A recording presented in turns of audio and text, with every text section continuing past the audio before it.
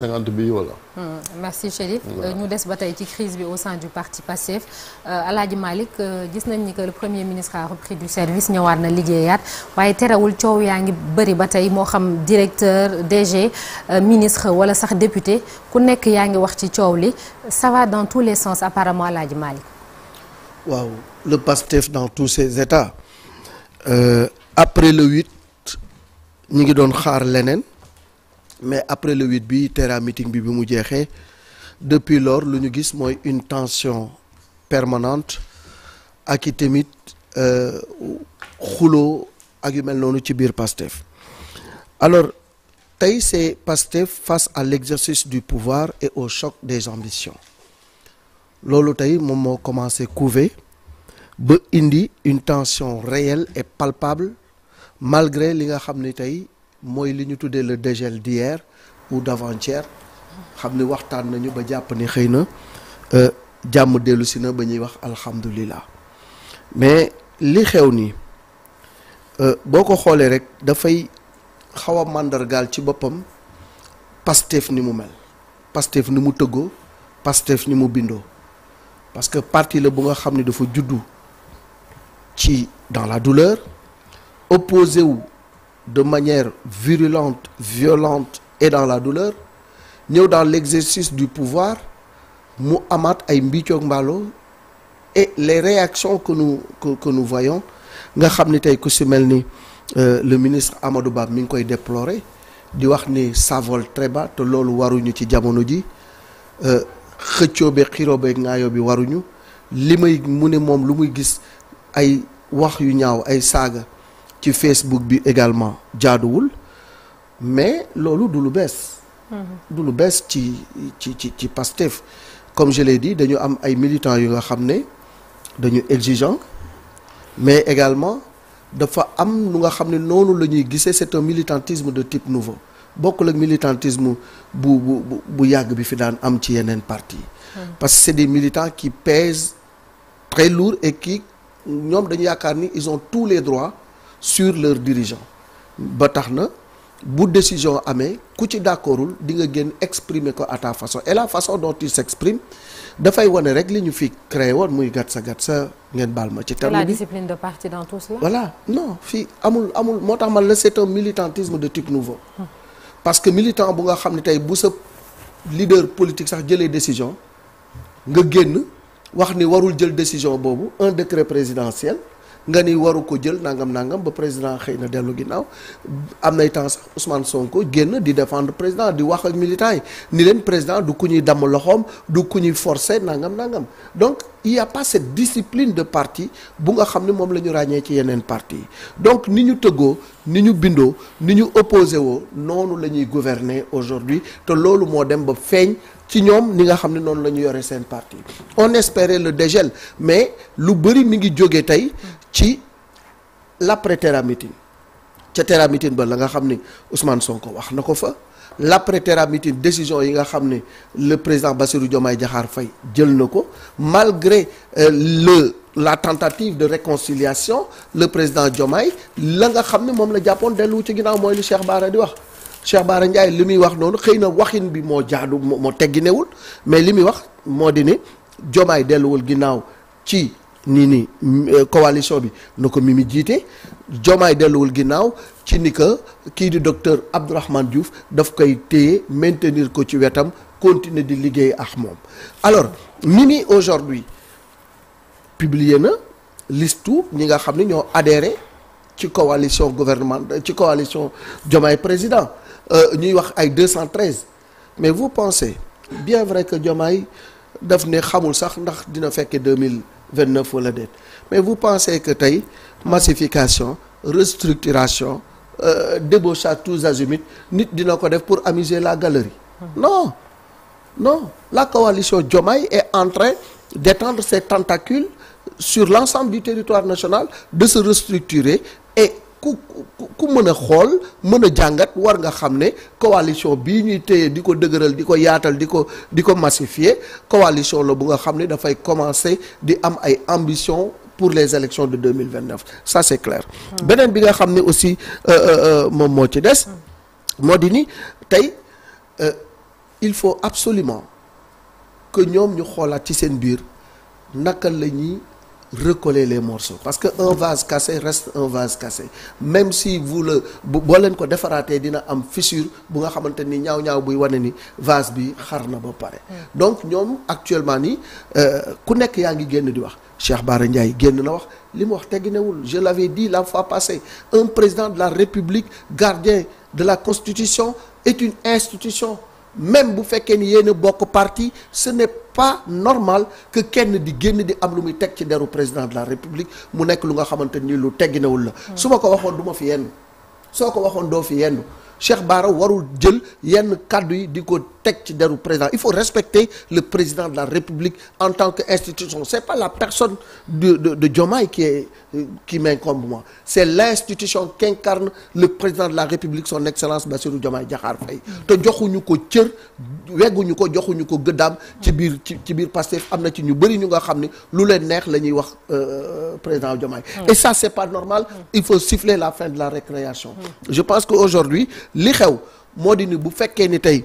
Pastef ne réussit pas à régler cette première grande crise attention c'est très dangereux pour leur parti si maintenant mën nañu transcender crise bi ba egsiwaat ci li nga xam ne moo di juboo ànd bokk ndey bokk bàyyi yëkkatendoo dóorandoo bu ñu deful loolu c'est le début de la fin.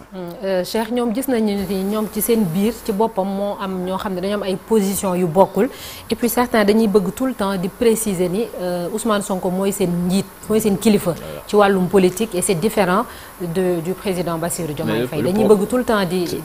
def séparation. C'est ça mais le problème il est là moo tax il est très simple à régler ce problème-là entre deux personnes c'est le président de la République et son premier ministre et c'est purement politique ñëpp xam nañ ni 2019 bi moom moo ko 2029 bi moom moo ko waral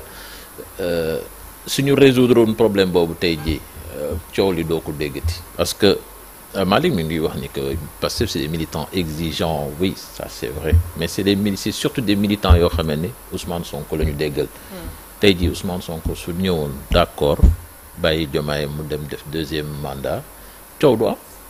su ko assumé woon wax leen ko ñoom ñëpp ci ànd ñoom ñëpp ci d'accord parce que moom la ñu jox nopp moom la ñuy àndal moom la ñu topp je pense que le problème il est surtout là mais fekkee Diomaye de son côté a des ambitions ba pare tamit Ousmane Sonko moom tamit am ambition ñoom ñaar ñu bokk Pastef là ça va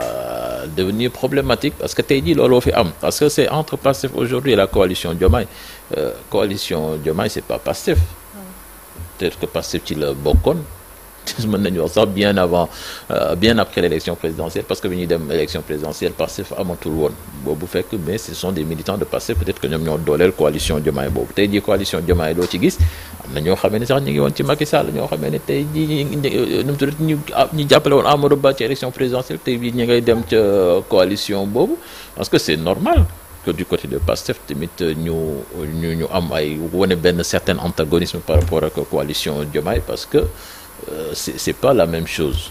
moo tax nag actuellement je pense que il faut qu'il règle ce problème-là est-ce que nag impossible entente la entre les deux hommes pour 2029 point d'interrogation en tout cas parce que suñu déggoowul moom su kenn bàyyiwul fissure day am te fissure su amee tamit ñëpp xam nañ ni que peut-être que Diomaye va d'un autre côté taxawal appareil politique am de l'autre côté il y aura toujours Ousmane Sonko et ses fidèles dans Pastef looloo fi am mais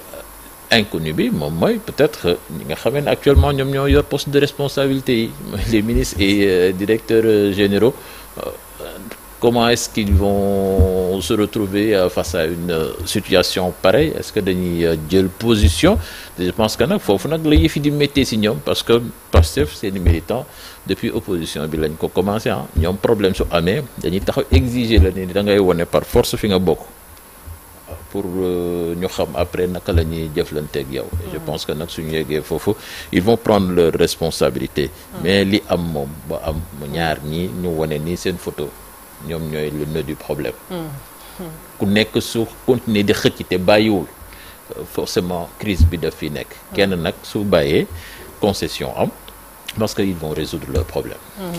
coow li xiyaa ci 2029 boobu la moom président Bassirou Diomaye Faye nee na du ci wax ndax teel na même avant ndaje bi mu amaloon barki démb sax waxoon na ko bu yàgg ne ku toog te yàggul sax dafay xañ na prématuré ñuy wax ci 2029 et puis mënuñoo aussi occulter le fait que président Diomaye Faye dafay poser ay actes politiques aussi même bu dee dañ ko cee bëgg a génne. discours bu diplomatique la rek. mais xam nañ ne décision yi nga xamante ne jël na ko lépp ci après le 8 bi. 2029 la jëm. tey jii président bu nekkee woon amul woon ambition 2019 mënoon naa toog rek comme mouvement. kii Diomaye président ni mu nekkee woon mu nekkee mais tey jii bu jëlee décider restructurer waat li nga xamante ne moom mooy mouvement bi réorganiser ko mais en plus de ça ubbi ko pour que nit ñi mën a ñëw adhérer ñu massifier et tout ça c'est pourquoi faire. defu ko rek pour après ñu tëg leen foofu noonu rek sans rien faire non c'est pour que demain ils ont des ambitions bon nee na moom xamul sax ne effectivement kenn xamul ndax suba di nga dund et tout ça mais ku nekk constitution moo ko may mu am deuxième mandat donc s'il ambitionne de se représenter dara tereewu ko mu représenter mais le problème c'est que fi mu jógee muy parti bi nga xamante ne parce que Diomaye toujours membre de Pastef dégguma ko fu mu démissionné peut-être instance yi la fa nekk gut mais démissionné gut ci li nga xamante ne moom mooy politique bi fi mu jógee moom mooy parti Pastef bi nga xamante ne fa la jógee et parti bi dafa am nu mu tënkoo nekkul comme suñu parti traditionnel yi nga xamante ne dañ fee nekkoon que décision yi day jógee d'en haut pour descendre ci li nga xamante ne moom mooy base bi Pastef bu amaan organisation wala mouvement kii bu mu doon def manifestation bu mu doon def militants yi ñooy cotiser pour que mu mën a am mais arrivé au pouvoir li ñu naan réalité du pouvoir ni mu dalee ñi nga xamante ne ñoom ñooy autorité noonu la dalee ñi nga xamante ne moom mooy parti bi dafay bëgg di continuer ci lancé bi mu nekkee woon mais mënatul nekk parce que ñi nga xamante ne ñoo nekk d'en haut enjeu yi ñuy am ak calcul politique yi ñuy am ak information yi ñuy am base bi mënu ko am mais base bi moom li mu comprendre militant bi li mu comprendre moom mooy que Samba du xëy Samba warta xëy base bi li mu comprendre li mu kii yoon li nekkoon nga xamante ne moom la téye moom mooy que Sonko moo war a nekk président Sonko dafa war a nekk président et c'est là où se trouve le problème Amadou Ba ministre di génn pour ñun wax saaga yi et tout ça di offusqué wu tout saaga yi ak ni nga xamante ne noonu la ñuy wax ju teggineewu bi mais du lu bees ana autorité wala kilifa boo xamante ne jotu ci ku nekk am nga peut-être sa benn ngoon léegi nag bu nekkee loolu effet boomerang boobu am na nañ xool nan la ñuy réorganiser waat seen parti mais tey jii li ñu seetlu moom mooy que depuis le 8 c'est quand samedi passé ça va presque faire 2 semaines presque 10 jours on ne parle que de ça que de politique au Sénégal suñu notes yi wàcc na on ne parle pas de ça que ce soit ci bu journaux yi ubbee moom on voit Diomaye on voit Sonko mais gisuñu président premier ministre nekkul président premier ministre bi la ñuy gis peut-être action yi nga xamante ne bëgg nañ koo def projet yi ñu bëgg a lancer wala li nga xamante ne moom mooy infrastructure yi ñu bëgg a mettre en exergue lu ñuy gis Pastef Diomaye ko président Mimi Aïda Mbodj Diomaye Sonko pendant ce temps sénégalais bi nga xamante ne tey na xëy na pour bëgg a dem taaba ji bëgg lu mu jox njabootam à 11h 3000 francs yu mu toggee añ tey ji métti na ci moom waxuñ ko fii étudiants yaa ngi nii depuis avant-hier ñu ngi grève waxuñ ci grève syndicat yi sax pratiquement ça passe inaperçu parce que on parle tout le temps politique mais lii nii lan kan lay servir ça profite à qui? À personne parce que tey jii il leur reste presque 2 ans et demi arrivé ci 5 ans au pouvoir après 5 ans ils vont se dire ok donc qu'est-ce qu'on a fait c'est pas que la politique bu ñu la joxee pour nga gouverner bu ñu la joxee bu nga nekk à la tête du pays aayuwuñ kenn politique président yi fi jot a jaar yëpp dañuy def seen politique mais en même temps dañu jublu ci li nga xamante ne mooy liggéey bi parce que y a beaucoup d'urgence ci dëkk bi y a santé baa ngi fi éducation baa ngi fi infrastructure ministre yi sax déggatoo leen ñemeetuñu sax sur leur page Facebook bu ñu defee benn action posté ko parce que yaa ngi fay dégg loo xamante ne des attaques. Exactement porte-parole du gouvernement ak liy xew ci réew mi yëpp mën na soxla nañ d'autres informations mais ñu ngi ci waaw xaw ma ñu ngi fokkoon ay ñi nga xamante ne ñoom ñooy diviser affaire yooyu noonu y en a qui n'ont pas besoin de ces informations soxna naata am na ñoo xamante ne fi mu toll dañuy xool ci BTP bi yan information moo ci am pour que ñu jéem a lijjanti nan la ñuy def ba liggéey ci suba marché yi lan moo ñëw lan moo bees lan mooy infrastructure yu ñu mën a def qu'est-ce qui se passe dans le pays mais pas dans le parti nañ ñu wax li xew ci réew mi li xew ci parti bi mën nañ koo régler y a pas de souci mais nañ ñu wax lu xew ci réew mi te jublu li nga xamante ne moom moo am ci réew mi. merci beaucoup Kia Chérif pour terminer. waaw nga parti parce que boo xoolee seen école parti ñu ngi ko tuddee Daaray Cheikh Anta. ministre Sarré moo ko jiite. Cheikh Anta moom fa mu nekk gëw ma ne am na mbégte ci en tout cas ci ñenn ci parti bi surtout ci wàllu militant yi parce que comme ni ngeen ko waxee ab parti mënut a dëkk ci xastante wax yu ñaaw ci saaga bu nu parler de gatsa voilà ci ñoo xamante ni amoon na benn atu je l'ai rappelé ici la dernière fois boo xamante ni atu la woon ci parti bi ñu nekkee dans l'opposition ils étaient organisés ils étaient solidaires amoon ay idéaux yoo xamante dañ ko bokkoon une fois au pouvoir ñu gis ni loolu parti bi ak yooyu nekkul di ci continuer parce que li ko waral mooy et c'est dangereux parti boo xamante ni duñ ko bëgg tënk rek ci kenn maanaam ñu nekk benn kilifa la nekk à part lui amul benn respect maanaam bu Sonko génnoon ne noppi leen ñu noppi bu leen joxe ñu joxal comme si amul ñeneen wala ay responsables yoo xamante ni ñu ngi fi alors que les partis politiques Pastef am na numéro 2. Vous me posez cette question alors que du temps de l'opposition on savait que amoon na numéro 2 parce que Birame Souleye c'était l'administrateur du parti on pourrait le considérer comme le numéro 2 du parti nga jël Diomaye mi qui était le secrétaire général jiite woon Moncab donc El Malick ba léegi sax moo yor li nga xamante ni moom mooy wàllu communication bi structuré bon Diomaye bi mu nekkee kaso quand même lañ ko remplacé ak Ayib Daffé ci wàllu intérimaire bi nga xamante finalement Ayib a été confirmé parce que Diomaye a démissionné jëm ci wàllu parti dafa war a survivre à des gens surtout que ñoom ñoo taxaw fii ne am nañu yéene toog fii juróom fukki at du kenn nit rek parce que Sénégal moom mandat bi gën a yaatu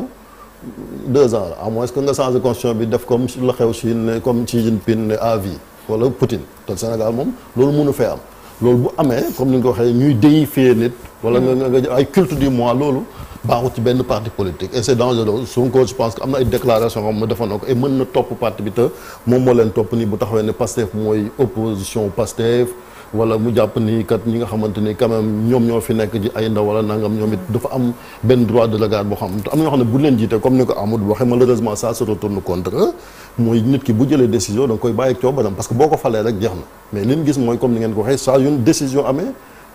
pression bi c'est tellement fort que même bureau politique bi pression lañ subir parce que avant ñuy génn communiqué gisoon ngeen déjà sur les réseaux sociaux ñu naan teg leen suñu loxo yi dara wax leen wala nangam ay influenceurs ku ci nekk di jug tu t'arroses même le droit wala jox sa bopp benn légitimité boo xamante ni comme sabar gu tas alors que un parti politique surtout parti au pouvoir warul demee noonu te ay kilifa aussi war ñëw dëkk ci pression parce que loo leen teg pression après li nga xamante ni moom mooy njeexital day am te ñi ci gën a bëri wax en tout cas ci parti bi wala ñi nga xamante ni en tout cas ñooy jox seen bopp loola ñun dañ def observer politique quand même ces dernières années fii ci Sénégal mooy ñi ñëw après 2021 génération boobu boo xoolee ñoom jàpp nañ ñoom ils ont tous les droits boo waxee ñu ne bokk nañ ci xeeb alors que Pastef juddu 2021 c'est un parti boo xam ne wax ngeen ko fi créé nañ ko 2024 am ay jaar-jaar yoo xamante ne boobu xëy na sax weetoon na ñu ci bëri sa ñis na nag après affaire suite boote bi mu ñëwee ak li nga xam ne moo am réseaux sociaux yi am clics yi am ñu ci bëri ñett ñi ngeen fi gis nii ñun ñu ngi fi woon Bara Ndiaye mi kañ la fi ñëw amoon na beneen position boo xamante ni ci wàllu suite boote variante fi non Khadija Mahécor Diouf mu li ko rendre célèbre justement mooy discours ba mu fa defoon ca cité kër góor gi doon apostrophe Adji Sarr looloo ko rendre célèbre Marie Rose Wey xam nañ ko moom avant 2021 yow mi tu as animé ici une édition spéciale avec Yérim Seck au lendemain de la présidentielle de 2019 ñu doon débriefer le scrutin moom yàgg na ci parti bi c'est pas surprenant mu am posture bu responsable boobu maanaam bu ndaje amee parti bu nekkee ci crise wax dëgg yàlla am c'était après les locales je pense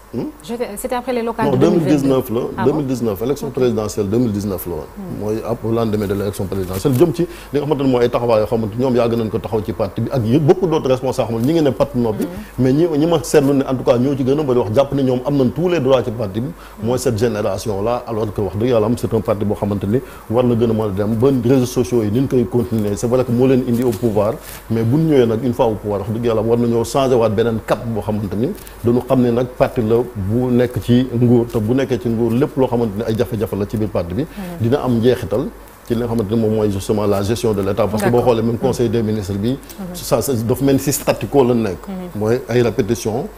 boo xoolee discours li président directive yi mu joxe wala premier ministre boo retourné ci conseil des ministres yi ko jiitu aussi dañuy répéter et cetera alors que wax de comme ni ko kii yaa waxee du ñu war a avancer on parle d'infrastructure président nee na programme indépendance bëgg nañu koo def mais loolu